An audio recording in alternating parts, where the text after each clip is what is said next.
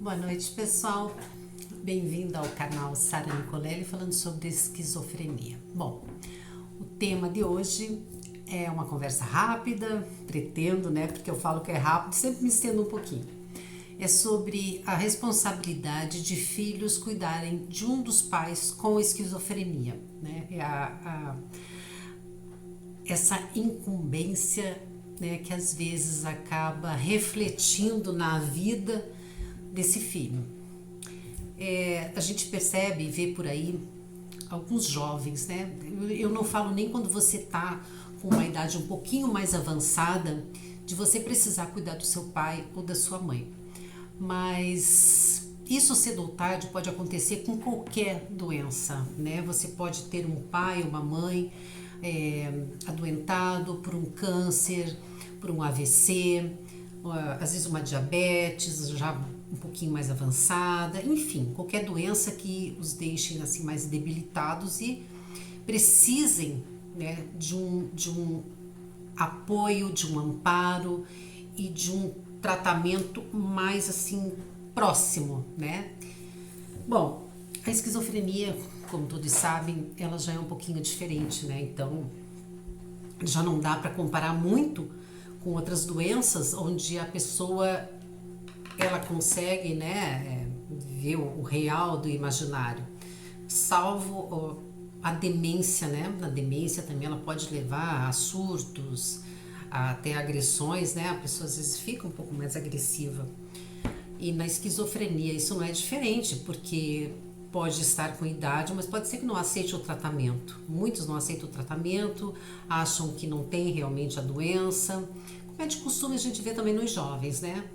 E quando é no idoso, a gente fica naquela situação de que é meu pai, é minha mãe, como eu vou de repente me impor diante de um pai ou da minha mãe, da qual eu devo respeito, e impor que eu estou insatisfeita com essa atitude, que eu não estou gostando desse tipo de comportamento, porque a gente como mãe, como pai, se vê, né, na obrigação, no direito de você se impor como pai, como mãe, né, e chamar a atenção daquele filho, de repente até no tom de voz ou de cobrar algumas coisas, né? Porque a gente tem que ver, pessoal, que a esquizofrenia ela não tira a inteligência nem a capacidade de discernir das coisas, salvo se realmente tiver num estado assim muito avançado, a pessoa não.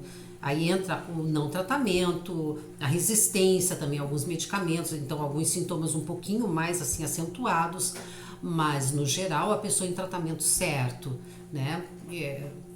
O medicamento correto vai fazer o efeito e obviamente você vai conseguir ter uma vida mais equilibrada, né? Fácil não é para ninguém. A vida de ninguém é fácil, a vida de nenhuma de nós é fácil, como mãe, como pai, como cuidadora direta. Porque a gente vive nessa corda bamba, né? Nós somos equilibristas ali. E as pessoas, a pessoa que tem a esquizofrenia, se esquece que nós, às vezes, adoecemos tanto quanto eles. Uma mãe que cuida sozinha de um filho, eu, por exemplo, fiquei sozinha com meu filho. Conheço tantas mães aí que ficam sozinhas, pais que ficam sozinhos. Você ter que, sabe, controlar essas nuances da esquizofrenia, você controlar os teus sentimentos, o teu trabalho, a tua vida no todo, com famílias, com amigos, ou o que você está abrindo mão, o que você não está abrindo mão. Então não é fácil. E as pessoas têm que entender que nós também somos feitos de carne e osso, temos sentimentos, temos também momentos de raiva, de alegria, de tristeza, é uma miscelânea. E também ficamos assim com os nossos sentimentos um pouquinho mais apurados, né? Você fica mais sensível, às vezes, com alguma situação.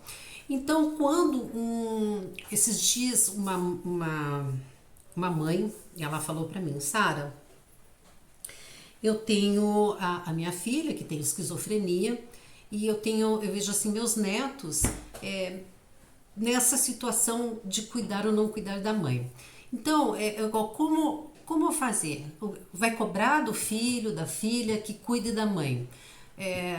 Gente, eu penso o seguinte, é uma coisa muito particular, né? Isso é uma coisa muito individual, de família, de pessoa, de olhar de filho para mãe, de filha para pai, enfim, porque a pergunta que eu faço é a sua mãe, né? Ou é o seu pai? Vamos falar, é a sua mãe que está com esquizofrenia, né? Você vai deixar de cuidar da sua mãe porque ela tem mais idade? Mas e se fosse um filho seu, você deixaria de cuidar? Só que são duas situações um pouco distintas, parecidas, assim, né, na familiaridade, no grau de parentesco. Um é mãe e outro é filho. Né? Ah, então quer dizer que sendo filho eu não posso abandonar, mas a mãe eu posso passar adiante. É muito particular, gente. É muito pessoal isso. E é difícil cobrar de alguém essa responsabilidade. Quando você sequer saberia se você teria condições, né? Então a gente às vezes cobra do outro, você tem que fazer. É o tal negócio, educar o filho dos outros é a coisa mais fácil do mundo, mas quando é para educar os nossos é difícil, né? E a mesma coisa é para dar palpite na vida alheia. Né? Ah, você tem que fazer assim, tem que fazer assado. Você consegue colocar em prática isso na tua vida? Então, só que a gente tem que ver os dois lados, né? Tua mãe com esquizofrenia, ela sabe das coisas que estão acontecendo. Nos momentos de lucidez, ela sabe. Vamos supor que a sua mãe não toma os medicamentos. Bom, aí é uma questão. Se tem mais outros familiares ali próximos, vamos fazer uma reunião de família e vamos ver o que a gente vai fazer. Nessas horas, a metade, picha fora. Né? Sempre sobra para um filho cuidar. Isso independente da doença. Mas quando é esquizofrenia, a gente sabe que não é fácil, que a coisa pega mesmo. Então, eu vou dar um exemplo de que uma amiga minha fez. No caso dela, a mãe ela teve 3 AVCs em um ano.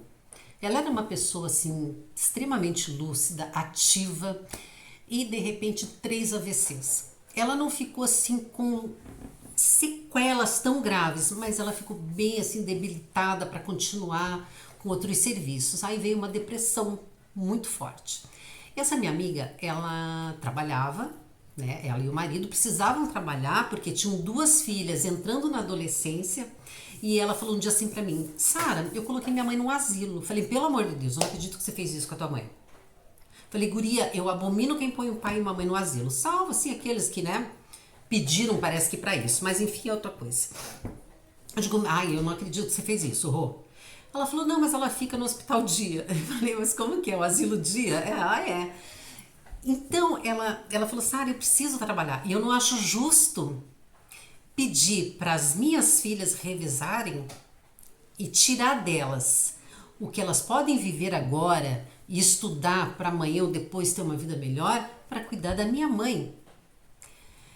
Ela falou: então o que eu fiz? Eu descobri, esse é o asilo dia, né? Na verdade, não é um asilo, é uma casa para idosos, é uma casa assim famosa aqui em Curitiba, é um asilo São Vicente de Paula.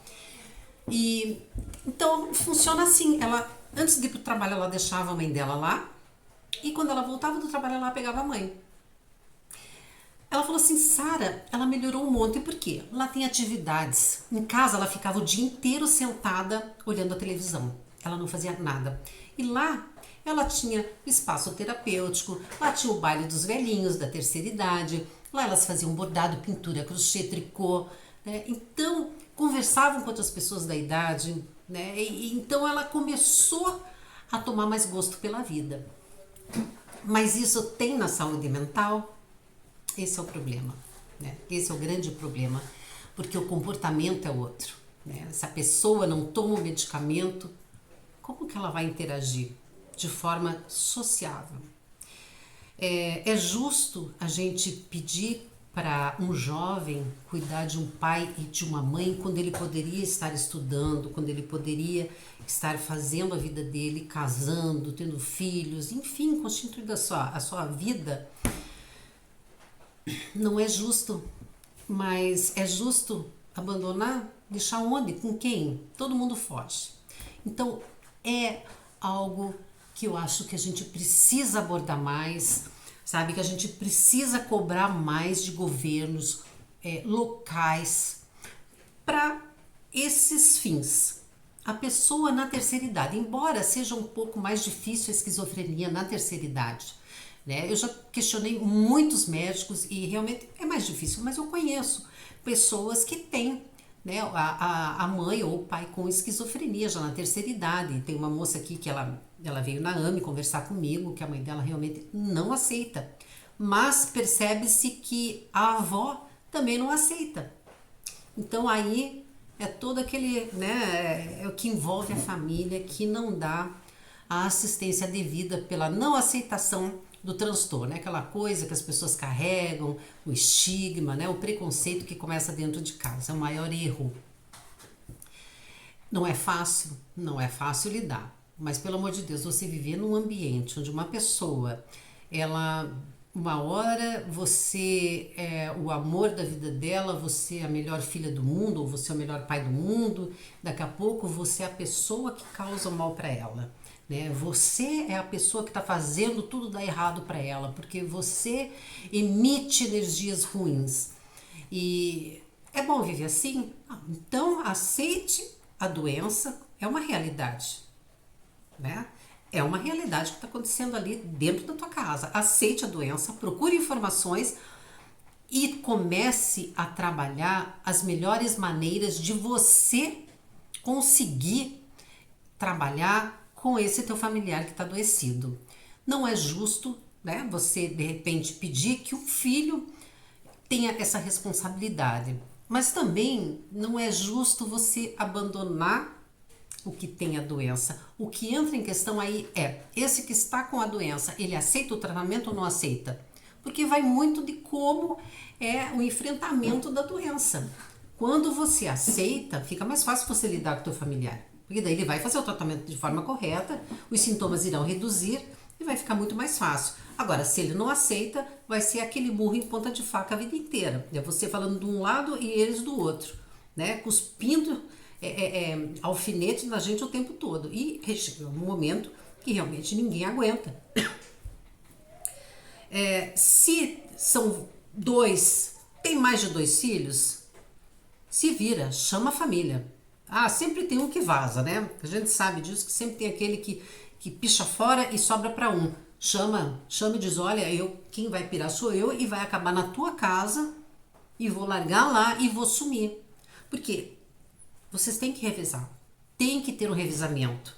Eu acho que não é justo abandonar, mas também não é justo cobrar dessa pessoa. Que ela abra mão da vida dela totalmente, né, para cuidar de um pai e de uma mãe nessa condição. Agora, a gente tem que ver também que algumas pessoas têm condições financeiras de colocar num asilo bom, numa casa de repouso, né? Eu acho horrível esse nome asilo, dá a impressão assim que está abandonado, não dá a impressão asilo? E uma casa de repouso parece uma coisa... Aí se faz diferença o nome, eu não sei, né?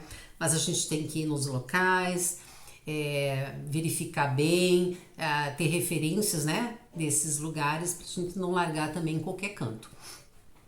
O ideal seria realmente você colocar um hospital de dia para o teu pai, para tua mãe, né? Você pode sair, trabalhar, ter uma pessoa da tua confiança. Você tem que puxar para perto de você pessoas de confiança e que também tem um pouco de responsabilidade, né? Mas se você não tem, puxa vida, vamos conversar. Você tem uma amiga, você tem alguém que você tem afinidade para que um dia você possa sair e viver. Vamos supor que é uma garota de 25 anos, a mãe lá nos seus 40 e poucos anos com esquizofrenia. É justo, pessoal, essa garota de 25 anos, né, não poder sair, não poder ter sua vida, não poder fazer uma viagem, porque tem que ficar cuidando da mãe que tem esquizofrenia? É justo? Não. É justo abandonar essa mãe? Não. Então é muito difícil. A gente opinar é muito difícil. Então você precisa procurar todos os meios que possam te ajudar e ajudar essa mãe. Não quer fazer o tratamento correto, sabe? Ele sempre tem esses momentos de lucidez, né?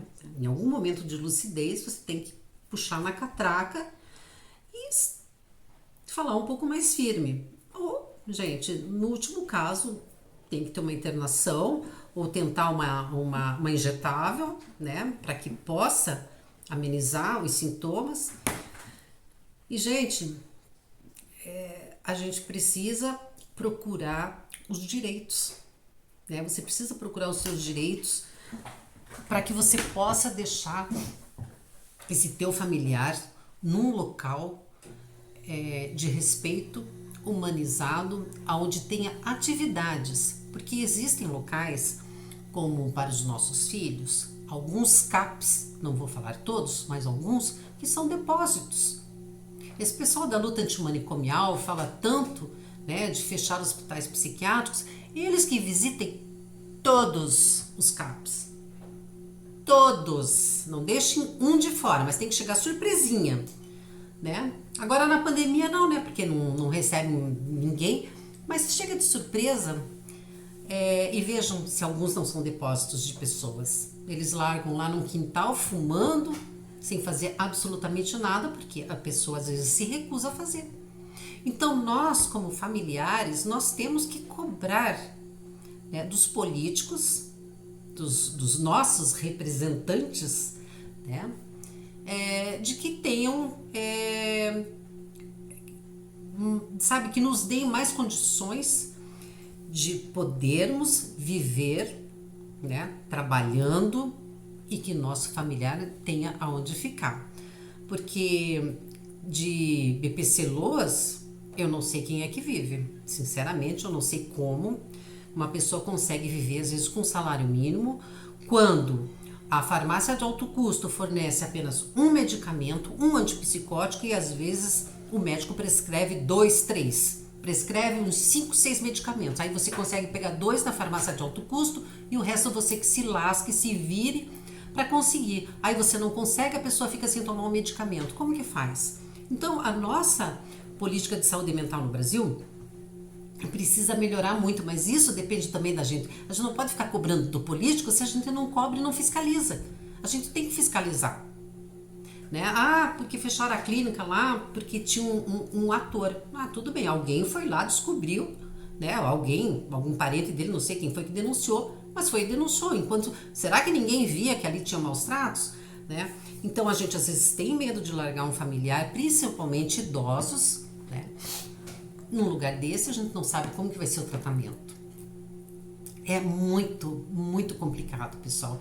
E quando a gente abre um jornal, né? Jornal não, porque não tem mais no papel, né, praticamente, mas você abre uma internet, aí vê uma notícia como essa, uma clínica de mulheres, jamais assim, idosas, sendo violentadas, abusadas sexualmente, muitas com problemas psiquiátricos. Aí você fica se questionando, como é que eu vou largar um familiar meu lá, a minha mãe ou o meu pai? Mas como que eu vou trabalhar para manter o meu pai e minha mãe?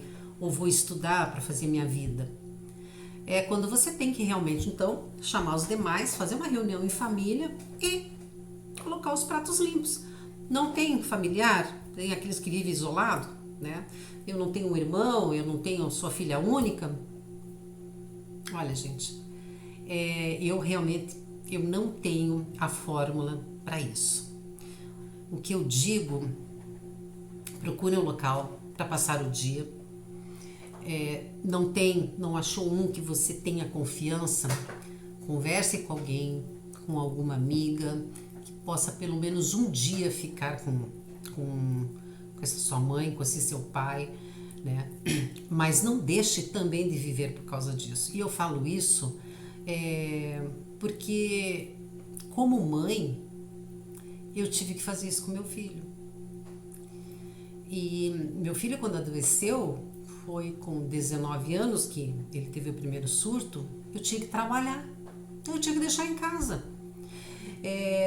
Eu nem me ligava com CAPS-GIA, porque quando ele internou não me falaram sobre isso. Eu fui descobrir CAPS assim, nas redes sociais, depois que eu comecei a falar sobre esquizofrenia. Nunca me foi designado levar ele para um CAPS, para um hospital dia. Não sei se é porque eu tinha convênio, mas eu tinha convênio para levar o médico para um hospital, mas para fazer o CAPS dia não tinha, né? Um hospital dia. Então, e quando lá na frente eu fiquei sabendo mais, obviamente que ele se negava a ir. Então eu falo que na mesma condição de uma filha cuidar de uma mãe, né, e como que ela vai fazer para trabalhar, para ela tocar a vida dela, eu falo como mãe. Muitas mães jovens, né, e a gente acaba envelhecendo antes da hora, a gente acaba perdendo o fôlego para a vida, que eu digo não que você não tenha fôlego para tocar o dia a dia, você tem, mas você está sempre cansada, você está desanimada, você perdeu o tesão de tudo, você, né, porque quando eles estão estabilizados, tudo bem, é fácil, mas quando eles não estão, que é aquilo que eu falo, um dia você é a melhor mãe do mundo, no outro dia você é culpada por tudo dar errado, porque, sabe, você está transmitindo as coisas ruins, porque o que você fala, ou o jeito que você mastiga, ou o perfume que você usa incomoda, é forte, porque você fede, porque você cheira. É complicadíssimo isso, complicadíssimo. E para nós não é diferente como mãe. Né? Só que as pessoas olham assim, mas é mãe. É mãe, mas a gente também tem a vida da gente. Logo lá no comecinho eu conheci uma mãe, um dia ela falou assim pra mim, eu viajo o mundo inteiro. Né? Ela tem condições, lógico. Eu viajo o mundo inteiro. Eu coloco meu filho no hospital, né? Deixo lá no hospital, ou eu contrato uma moça já de muitos anos, que ela sempre fica com ele, e eu vou viajar. Fico às vezes 20 dias viajando. Aquilo me deixou tão mal. Eu falei até pra minha mãe, falei, como é que tem coragem? Meu Deus do céu, como é que tem coragem de fazer isso? Hoje eu entendo. Porque se você abrir mão totalmente da tua vida, você vai ficar perturbada, você vai ficar uma pessoa sem vida, você vai ficar uma pessoa morta, você vai ficar uma pessoa chata, você vai ficar uma pessoa chorosa, você vai ficar tudo, né? Se a gente às vezes já tendo alguma coisa já fica, né? Imagina você. E é uma coisa assim muito tensa que a gente vive. A gente vive sempre numa tensão. Tão bem, mas você nunca sabe se de repente você falar uma coisinha, você pisou fora do trilho, se não vai desestabilizar e lá vai sobrar para você de novo, né? Lá vem a pancada em cima de pancada. E isso cansa. Mesmo você sendo mãe, cansa. Né? Porque a gente também quer amor, a gente quer carinho, a gente quer respeito, a gente quer entendimento, a gente quer que vejam que a gente também tem sentimentos, que a gente também não tá bem às vezes. E também tem dias que a gente tem vontade de sair quebrando, surtando, xingando, ou fazer como muitos fazem, vir andarilho. E eu acho que para um filho não é diferente, com essa diferença de a gente olhar e falar assim, puxa, mas né, jovem abrindo mão de sua vida. Não, você não pode abrir mão da sua vida, mas você precisa encontrar o jeito certo de você lidar com essa situação.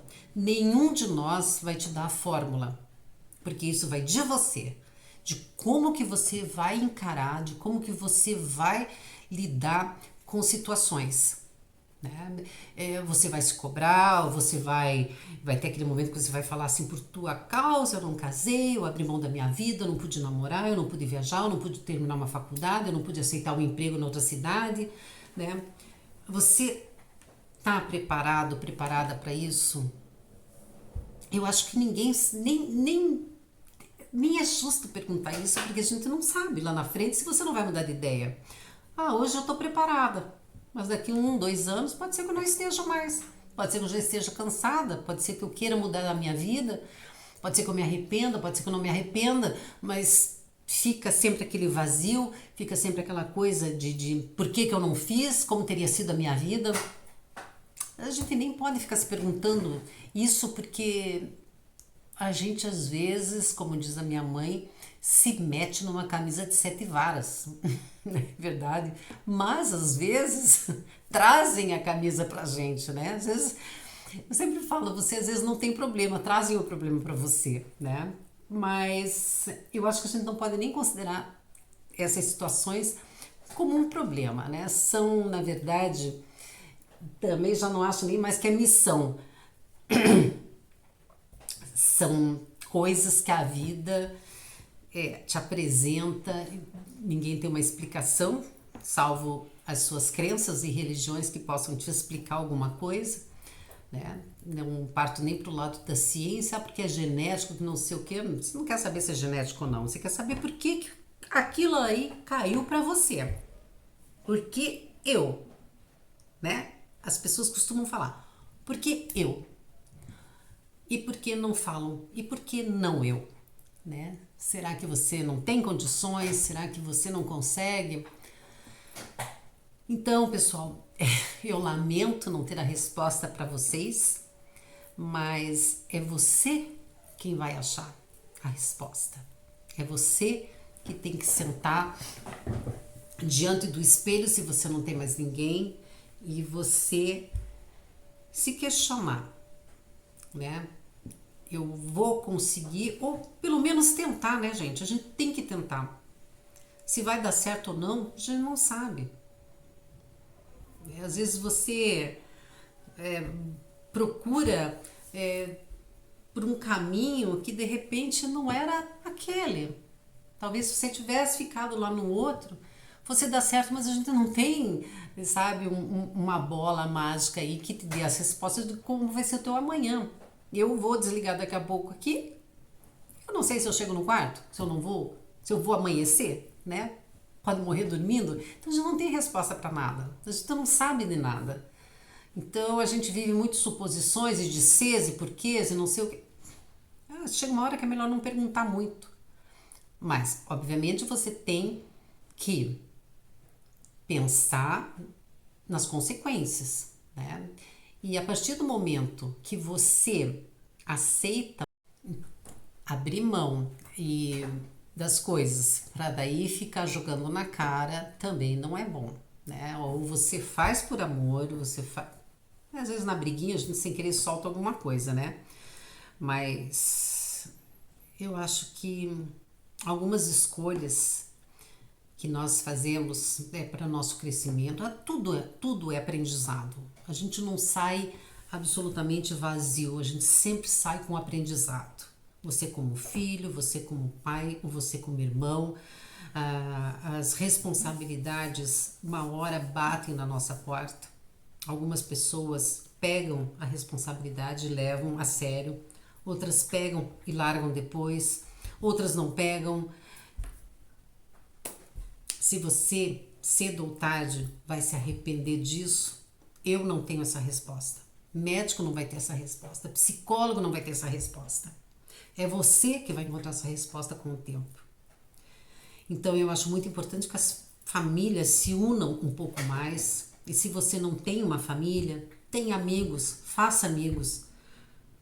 Procure ter alguém que seja um apoio para você num momento que você não tá legal, uma amiga que vai na tua casa conversar para dar risada, tomar um vinho.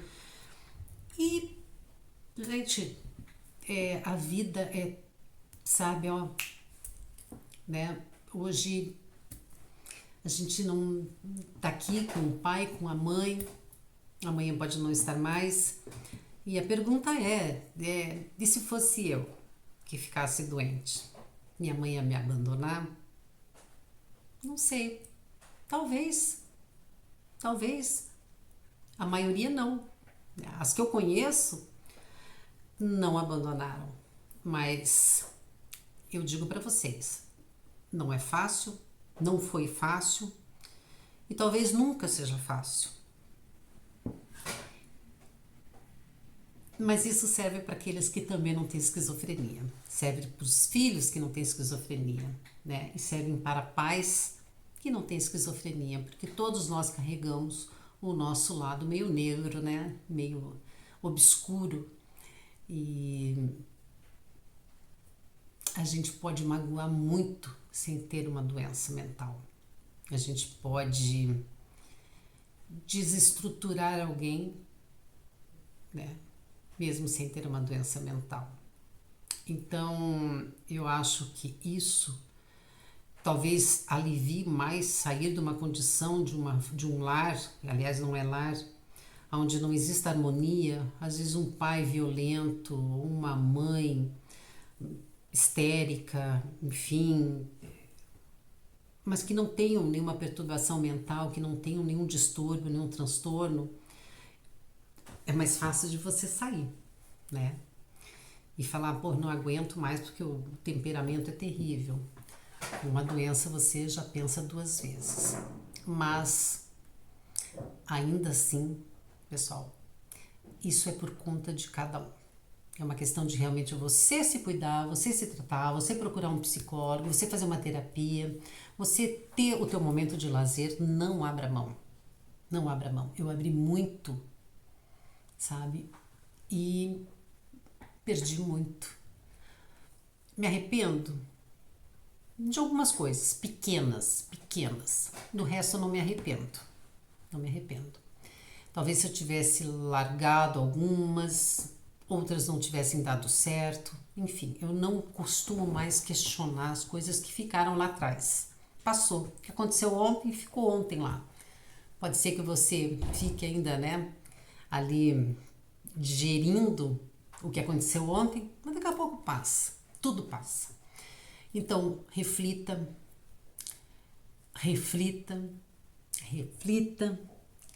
peça ajuda, peça conselhos, mas a decisão é tua. Única, exclusivamente sua. Tá bom? Me perdoem não ter a resposta, me perdoem se eu não ajudei, mas o que eu tenho para falar para vocês é que nós mães passamos por isso também, né? Por esses momentos turbulentos. E às vezes, além da gente ter um filho assim, a gente também tem uma mãe já com idade e que a gente tem que cuidar. A gente consegue. Abre mão de algumas coisas? Abre. Mas a vida tem muitas frustrações mesmo, né? Faça o que vai te fazer bem.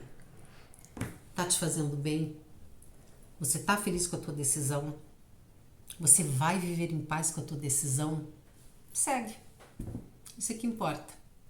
O resto é consequência. Obrigada, pessoal. Até uma próxima. Vamos ver se semana que vem eu faço um outro falando sobre mães que precisam trabalhar e deixar seus filhos sozinhos. Tá ok? Um abraço a todos e até mais.